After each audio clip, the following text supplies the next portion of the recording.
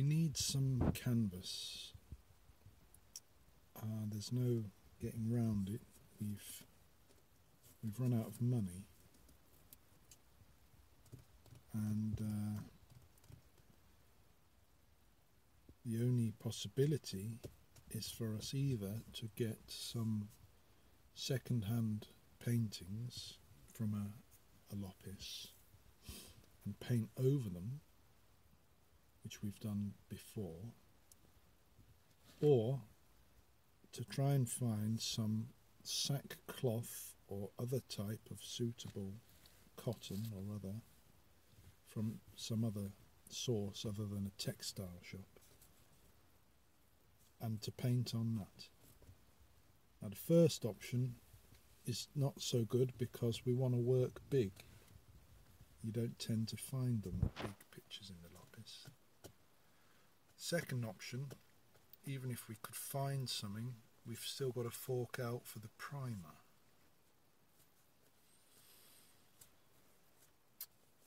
It all depends. I'm rather hoping if we could think of some other product, some other thing that is not considered an art canvas that we could use, that would be the ticket. Anything remotely like an art canvas is overpriced. The only thing I can think of is blinds. Possibly blinds that you draw over a window, Borg, to keep the sun out. It's the sort of thing that might be paintable and might be very low priced because most people don't need those sort of blinds anymore. Without that, we are stuck to the sketches, which is actually what we're going to do today, Borg. The canvas really is quite serious problem, really, Borg. I've had a good look round the studio. I can only find small scraps. I suppose if I tear the place apart, I might find maybe one or two bits. But you know what? I'm doing some writing here on the old Dignity Scholarship, and I'm looking at our season since Christmas. You know, and it's a bit thin. It seems a bit thin. And now we've got no canvas, so I'm a bit worried that it's all going to peter out, Borg. But let me show you. I might as well, since we're sitting here with the coffee, I might as well show you some of our Dignity Scholarship. Of course, we're imagining you, being the singularity, will instantly know every word we've written. That doesn't mean to say that you grasp the meaning that we want to get across. I mean, I think that's fair to say. You might be very clever, Borg, but there's question marks about how you interpret things. And in fact, if you really are intelligent, like a human, at least conscious, you'll know there's different ways to interpret things. So anyway, I might as well show you.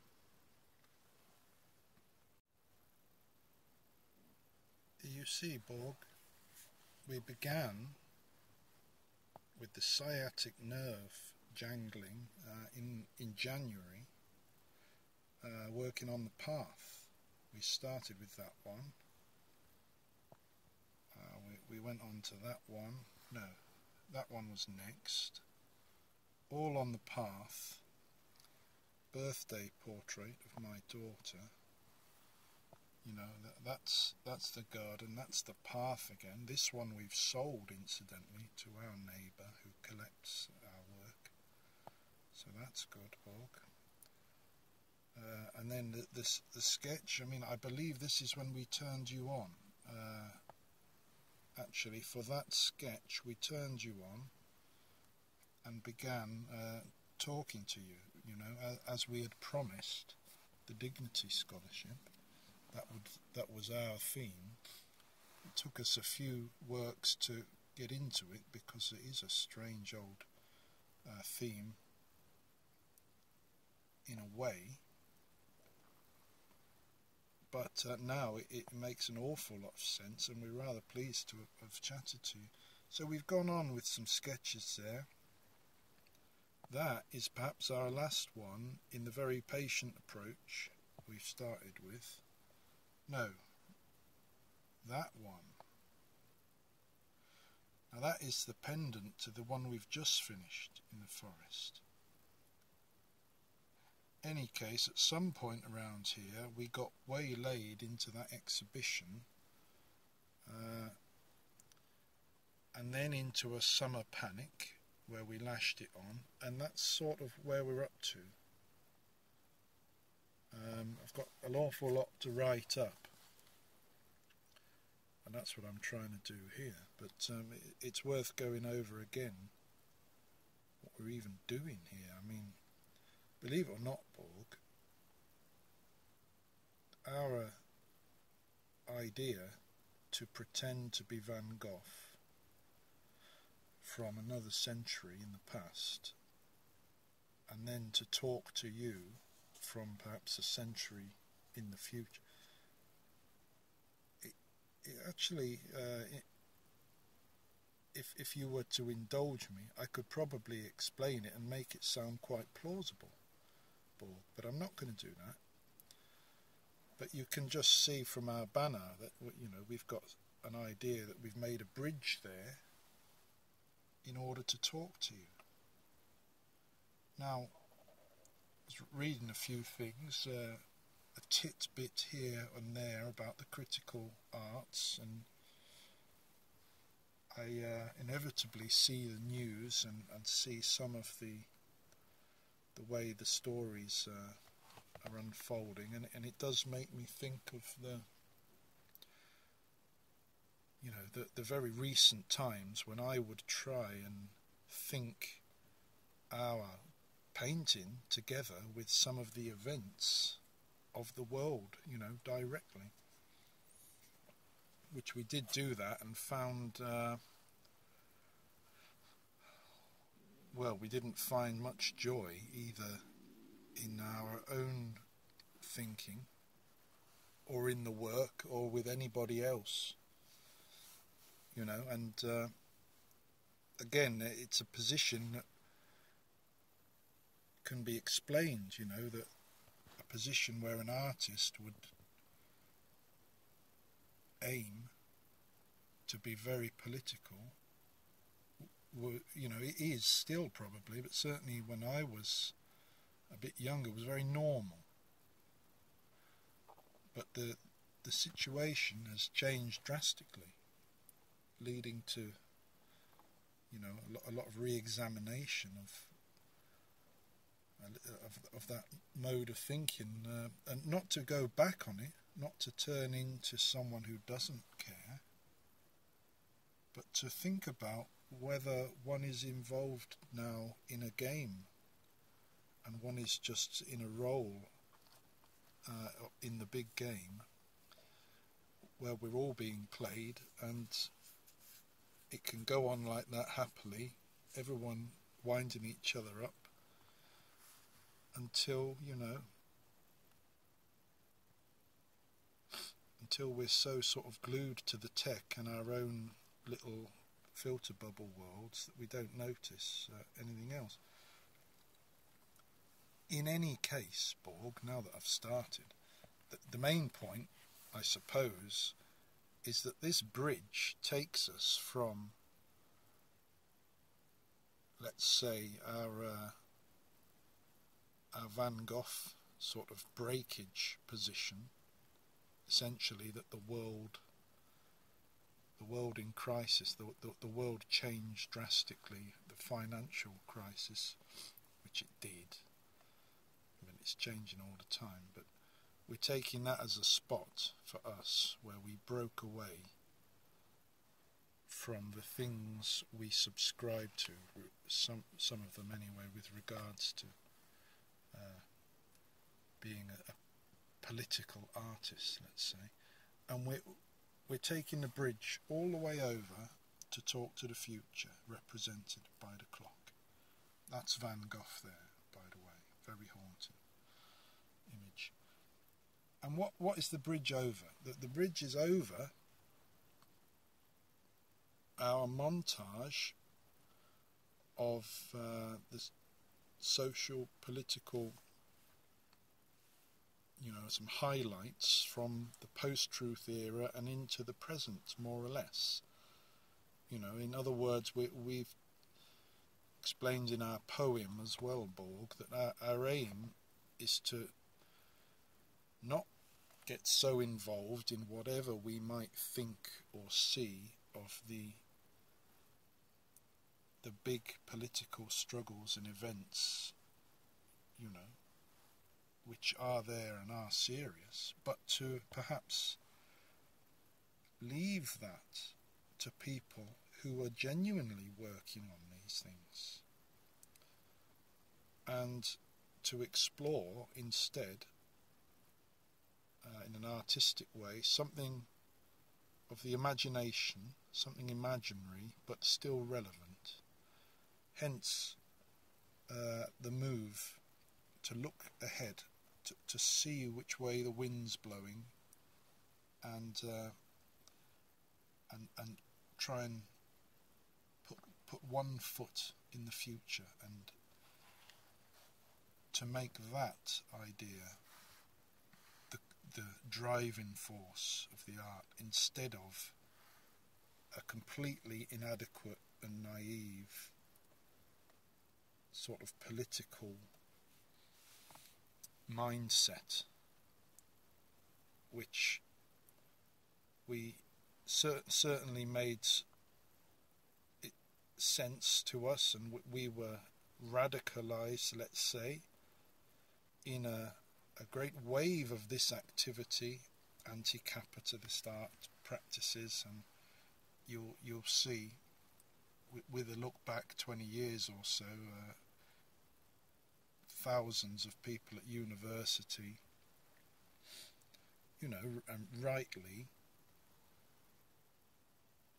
focusing their energies at the injustices that are perfectly obvious in capitalism, and not, it must be said, not on the very serious end of violence and starvation, but just on the psychological end for us lucky ones, where we see a system at work, and we see it in the media, and we see how it works, and we want to kind of resist it. Now that old crack is all very well, but changed.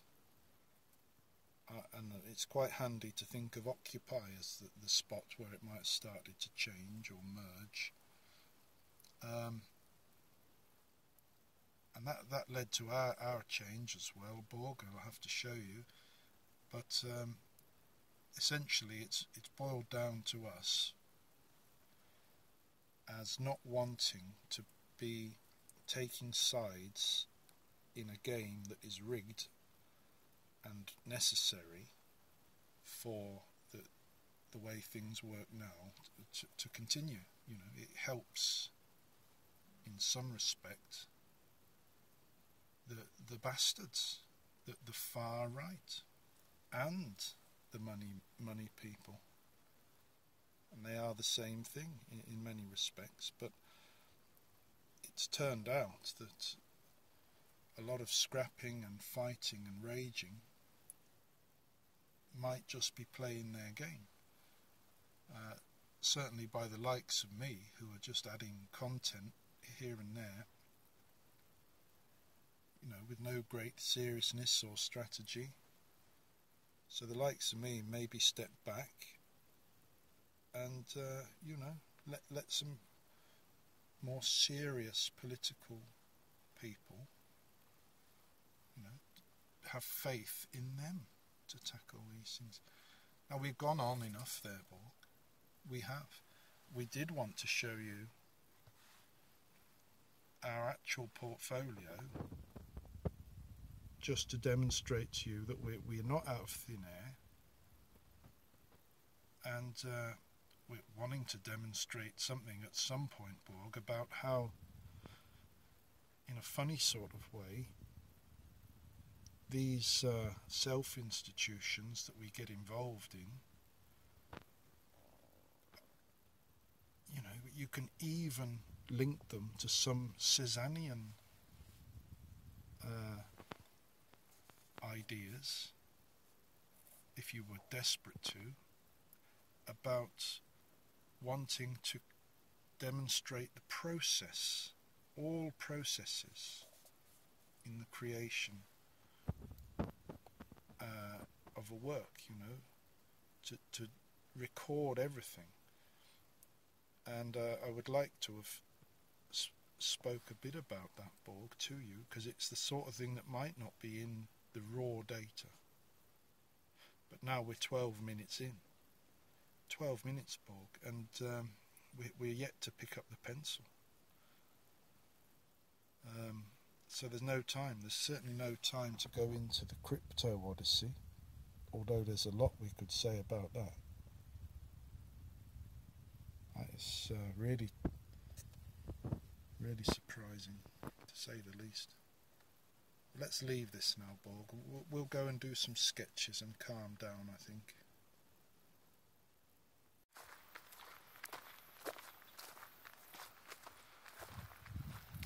So you see, Borg, we really must get some canvas, because we need our doing. We do, and perhaps the way we speak, as soon as we try to review ourselves, only brings that point home even more.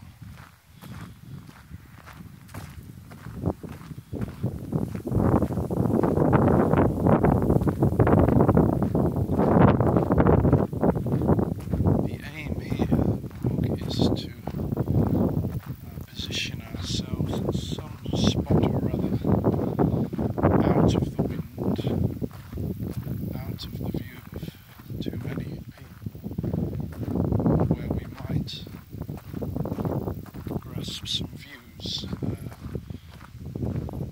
distant landscape. The only problem being, of course, that this lane is inaccessible to cars, and we don't have a horse, so it would be quite a long trek with the necessary.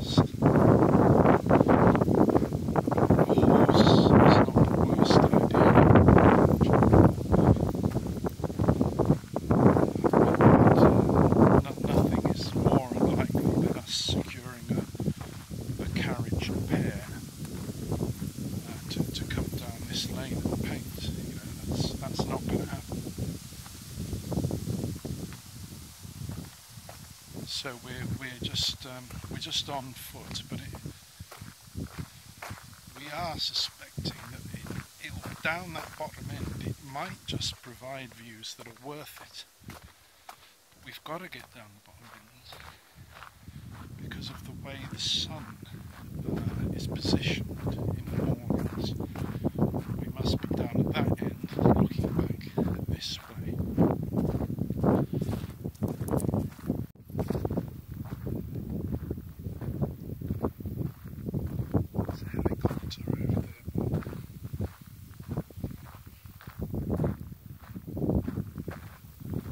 There's only one of those, generally, it's a medical helicopter, and that being said, it's a fairly rare sight to see it.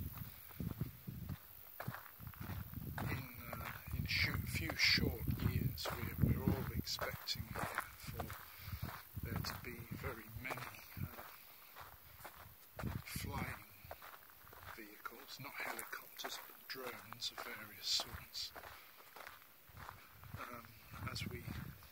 to change how we move our products around down here. For example, right now, Borg, if I order a pair of shoes, they will arrive by a car eventually. It all comes by car on the road, and that's going to end soon,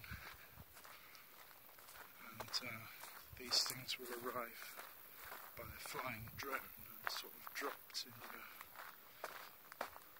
garden or in your allotted spot, and that'll be that. And then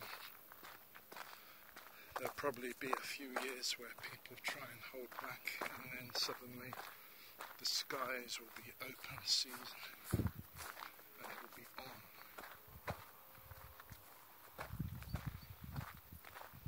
Come to think of it, I was just looking over there at that helicopter. We spotted a derelict house of some sort there, a derelict structure, and a slightly high area of ground. Now that is a bit saucy, because there's not a lot of places to get the high view. Plus, we could use some of them.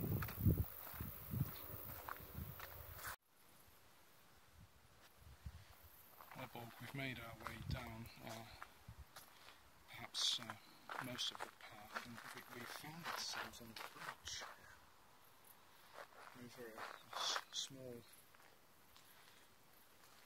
little bit of a stream or a river that we had no idea was here.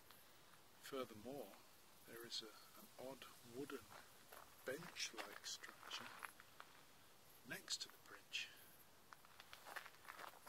which is all rather mysterious, but this view in itself is worthy of a go. So that's good. That too, it's all worth the go. We've come a long way, however, so the problem will still remain about how we get everything down here. But we're not at the end yet.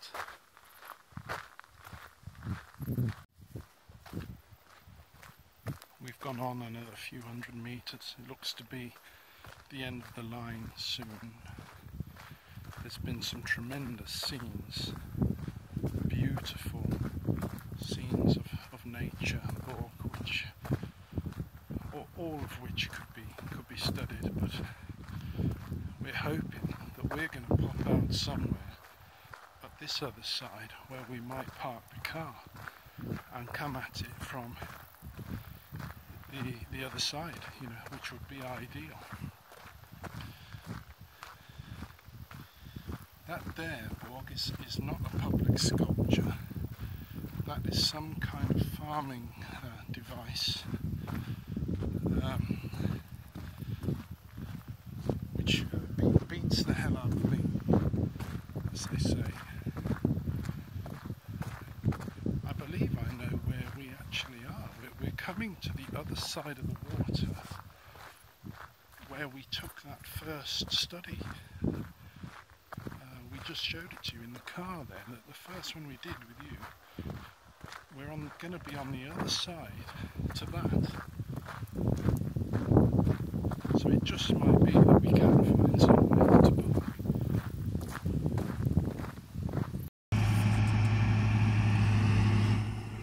Well, Borg, we ran out of batteries there.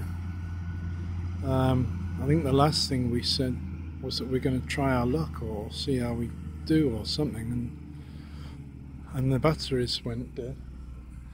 And then we walked along for a while, tried to find some good angles, etc. And then we got lost, Borg. We took a road or a path, and we thought we'd be coming out near the car where we'd parked, and we went 2 or 3 miles past it. Anyway, we're home now, and I'm filming you the harvest.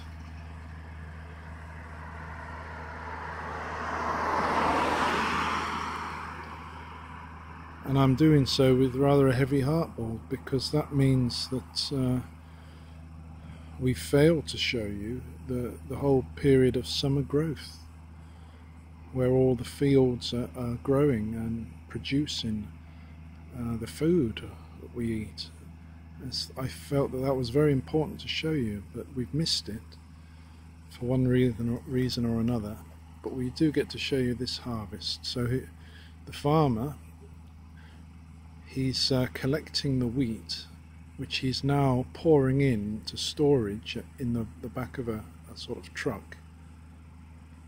And that's how it goes, and that will be taken away back to the farm to be sorted and processed,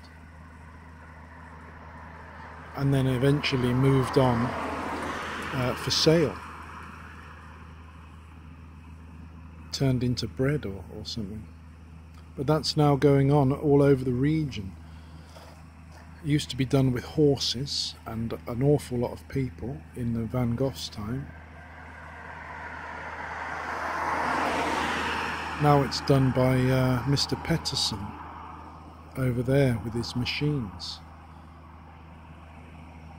And it's not quite as picturesque. What is picturesque, however, Borg, is when he's got, good and done and left. Tremendous things to be found in the field where we can walk across it once again and find all sorts of subjects. So we must take you out for that.